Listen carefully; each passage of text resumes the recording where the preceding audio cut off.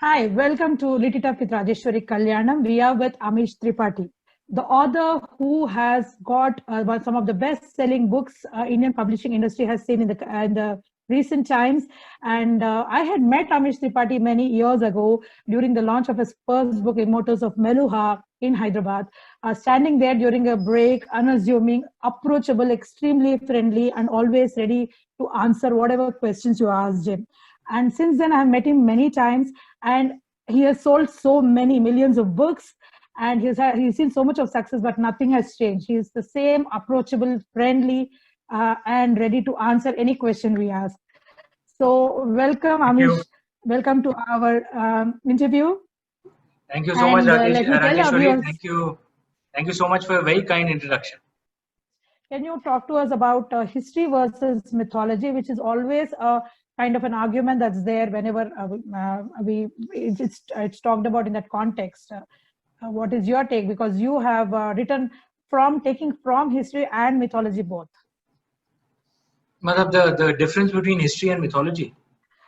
Difference and your takeaway as in how do you perceive history and mythology? It's all about you. This debate comes more from the Western and Middle Eastern paradigm. Because there's a strange affliction out there of people claiming that they know the truth. And there is only one truth. And if you don't accept that truth, then you'll suffer in hell. You'll burn in hell forever. I mean, it's a very silly, childish approach, frankly. Our ancestors never believed that anyone has a monopoly on truth, and that if you don't agree with his truth, then God will punish you. I mean, why will God do that? It's childish.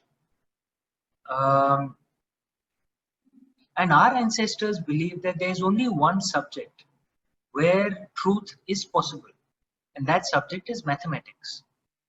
Because in mathematics, regardless of your personal paradigm, the truth is the truth. Like 2 plus 2 is 4. Your personal experience, your personal background, your observer bias means nothing. 2 plus 2 is 4. That's mathematics.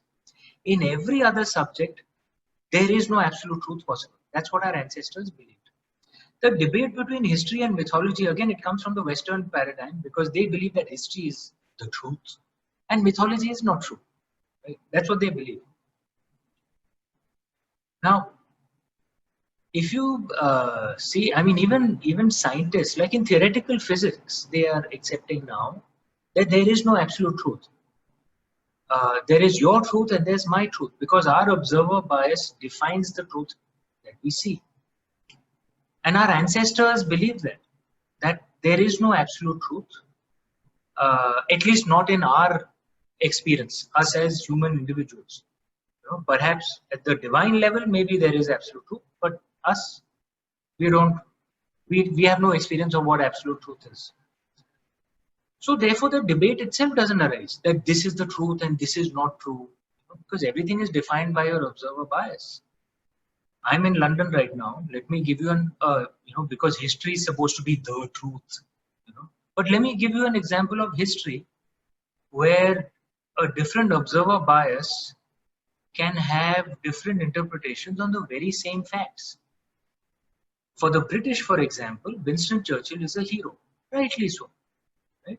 Because he defended UK from Nazi Germany. Fair enough, they have every right to see him as a hero. But for Indians, Winston Churchill is a monster, right?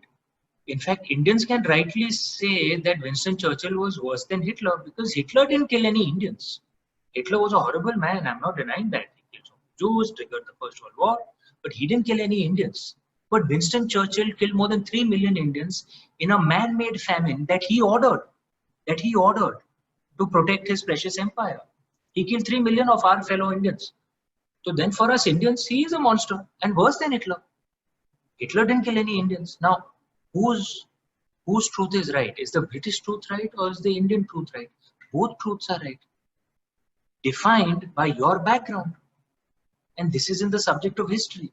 Now, this is true in every sphere, right? Only in mathematics is absolute truth possible. If you accept this, then what debate between history and mythology? History is like that immature child, screaming and shouting, my truth is the truth. Whereas mythology is like the mature adult saying, this is my truth. You find your truth, bhai. And you don't force your truth on me. I won't force my truth on you. Right?